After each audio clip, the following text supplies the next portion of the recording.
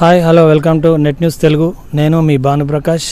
మనం ఇప్పుడు ఎర్రగట్టు గుట్ట పైన ఎక్కడైతే గోపురం ఉంటుందో ఆ గోపురంలో లక్ష్మీనరసింహస్వామి ఆలయము. ఆ గోపురం పైన మనకు ఒక దీపం ఉంటుంది. ఆ దీపంలో నూనె పోస్తారు మొక్కులు చెల్లించుకొని భక్తులు. వాళ్ళ కోరికలు తీరడానికి మళ్ళీ వచ్చి ఆ దీపం ముట్టిస్తామని వెలిగిస్తామని సకుటుంబంతో వచ్చి వాళ్ళు వారి కోరికలను నెరవేరిన తర్వాత మొక్కుకుంటారు. ముందుగా వచ్చి దీపాలను నూనె పోస్తారు, దైవ దర్శనం చేసుకుంటారు.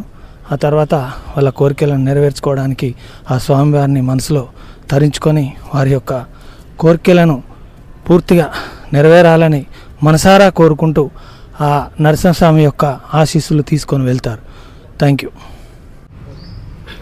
పూజారి గారు నమస్కారం. మనకి ఇక్కడ స్వామివారు ఎంతకాలం నుంచి కొలువై ఉన్నారు, ఎప్పటి నుంచి పూజలు అందుకుంటున్నారు? ఓం నమో వెంకటేశాయ నమః. కొన్ని 300 సంవత్సరాల క్రితం నుంచి స్వయంభుగా శ్రీ ఎర్రగట్టు వెంకటేశ్వర స్వామి దేవస్థానంలో ఆ యొక్క పైన కొండ పైన స్వామివారు వెలిసిండు.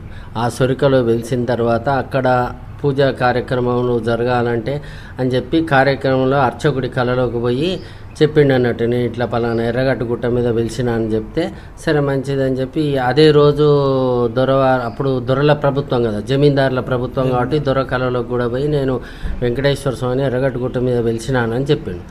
సరే మంచిదని అర్చకుడిని పిలిపించి అడిగితే నాకు కూడా స్వామివారు కళ్ళలో వచ్చిండు. స్వామివారు నేను అడిగినా మరి ఎలా గుర్తించాలి అంటే నా యొక్క పసుపు కాళ్ళతోటి గుర్తించవచ్చు అంటే సరే మంచిదని అక్కడి నుంచి ఆ పసుపు కాళ్ళను చూసుకుంటూ వస్తే స్వామివారి పైన పిలిచిండు కాబట్టి ఆ దొరవారు జమీందారు బందోబస్తు మంది మార్బలంతో వచ్చి పైకి వెళ్ళి చూస్తే అక్కడ స్వామివారు సొరికే ఒక స్టోన్ పగిలి అందులో పిలిచిండు స్వామి. సరే మళ్ళీ అదేవిధంగా ఇక్కడికి కిందికి రాగానే ఆ యొక్క కింద కూడా స్వామివారు కుబేరుడికి డబ్బులు కలిసి సేద తీరుతున్నాడు. ఆ యొక్క ప్లేస్లో ఉన్నాడు కాబట్టి అదేవిధంగా అని చెప్పి ఆ అర్చకుడు ఏం చేసిండు అంటే మా తాత ముత్తాతలు అన్నాడు, ఆయనే ఉండి కుబేరుడికి డబ్బులు కలిసి సేద తీరుతున్నాడు, లక్ష్మీ అమ్మవారు కాళ్ళు ఒత్తుతున్నదని అక్కడ చెప్పిండు. సరే మంచిదని నిత్యం పూజలు కూడా జరుగుతాయి అన్నట్టు.